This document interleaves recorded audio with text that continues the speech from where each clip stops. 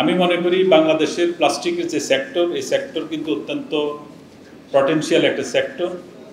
আপনারা জানেন যে আমেরিকাতে এবং ইউরোপের এবং আমেরিকাতে এবং ইউরোপ, জাপান যে সকল ডেভেলপ কান্ট্রিগুলি আছে, এদের মোটামুটি অ্যাভারেজ প্লাস্টিকের কনজাম্পশন হচ্ছে 80 থেকে 100 কেজি। বাংলাদেশের প্লাস্টিকের কনজাম্পশন কিন্তু এখনও অ্যাভারেজে হয়তো 9 থেকে 10 কেজি। তো একটা দেশের ডেভেলপমেন্ট বিচার করা হয় প্লাস্টিকের কনজাম্পশন দিয়ে। এর কারণ হচ্ছে প্লাস্টিক হচ্ছে এমন একটি আইটেম যেটা ব্যাকওয়ার্ড লিঙ্কেজ ইন্ডাস্ট্রি হিসাবে ফরওয়ার্ড ইন্ডাস্ট্রিগুলিকে সাপোর্ট দেয়। আমাদের নিত্য প্রয়োজনীয় জিনিসকে প্রতিদিনে আমাদের যে সকল জিনিস লাগে সেখানে আমাদের ইউজ হয়। ইভেন আমাদের গায়ে যে এই সিনথেটিকের কাপড়টা, সেটাও কিন্তু পেট্রোকেমিক্যাল প্লাস্টিক বেসড প্রোডাক্ট থেকে, নন মেড ম্যানমেড প্রোডাক্ট হচ্ছে প্লাস্টিক সিনথেটিক প্রোডাক্ট।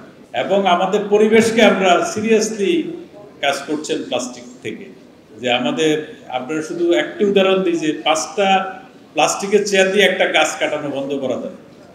তো সুতরাং এই যে জায়গাটুকু, এখানে আমাদের প্লাস্টিক ইন্ডাস্ট্রি অত্যন্ত কাজ করছে। প্রায় 6000 প্লাস্টিক ইন্ডাস্ট্রি, ছোট বড় মাঝারি ইন্ডাস্ট্রি, এখানে প্রায় 12 লক্ষ লোক এখানে কর্মসংস্থান হয়েছেন এই সেক্টরে।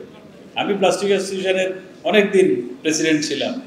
আমরা যখন প্লাস্টিক অ্যাসোসিয়েশনের, আমাদের মোটামুটি বাংলাদেশের এখন বড় বড় গ্রুপগুলি সবাই কিন্তু এই সেক্টরে ইনভেস্ট করেছেন। বড় বড় সবাই কিন্তু এই সেক্টরে ইনভেস্ট হয়েছেন, কারণ বিভিন্ন কারণে হয়েছে।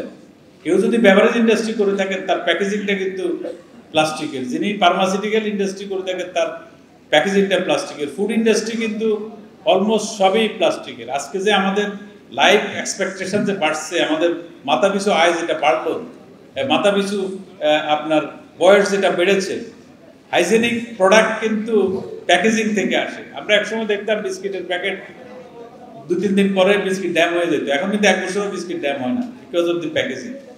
এই সেক্টরটা অনেক পটেনশিয়াল, ইভেন এক্সপোর্টে। শাহিন ভাই যেটি বললেন, প্রায় $2 বিলিয়ন আমরা এক্সপোর্ট করি, ডিমড এক্সপোর্ট এবং সরাসরি মিলিয়ে। এই বছর মনে হয় এক্সপোর্টে প্রায় গত বছরের প্রায় 29% গ্রোথ ছিল প্লাস্টিকের এক্সপোর্টের।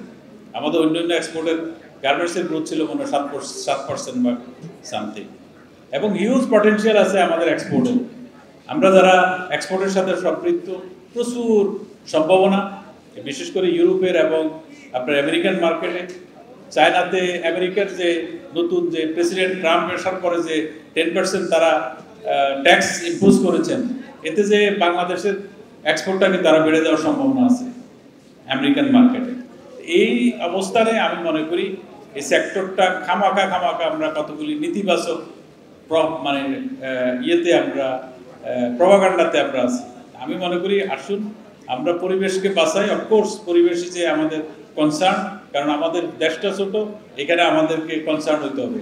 আমি অনুরোধ করবো আমাদের ইন্ডাস্ট্রির মালিক ভাইদেরকে, আপনারা আপনাদের ইন্ডাস্ট্রিগুলিকে 100% কমপ্লায়েন্স করতে হবে।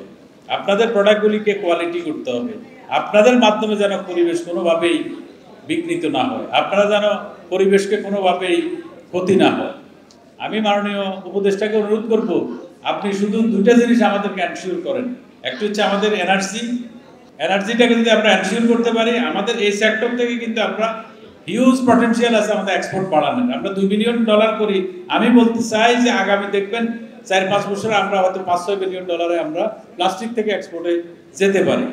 এই সম্ভাবনা আছে, কারণ আমি এজ এ ব্যবসায়ী হিসেবে আমি যখন এক্সপোর্ট করি এবং বায়ারদের সাথে যখন কথা বলি, সবাই কিন্তু চোখ হচ্ছে এখন বাংলাদেশের দিকে, বাংলাদেশকে কিভাবে প্রোডাক্ট বাড়ানো যায়। কারণ চায়না +1 মানুষ খুঁজে যে কোথায় যাব।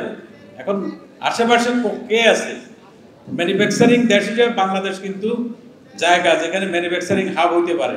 সেটা প্লাস্টিকের জন্য হতে পারে, অন্যান্য আইটেমের জন্য হতে পারে। সেই ক্ষেত্রে আমাদের সরকারের যেটি দরকার সেটি হচ্ছে আমাদের ইন্ডাস্ট্রিয়াল আপনার ইনফ্রাস্ট্রাকচার, আমাদের জ্বালানি সক্ষমতা, জ্বালানির প্রাপ্যতা এবং লো কস্টের আপনার এই জায়গাগুলি যদি আমরা এনশিওর করতে পারি, তাহলে আমি মনে করি যে আমরা কোনোভাবেই বাংলাদেশকে দমাতে পারবে না।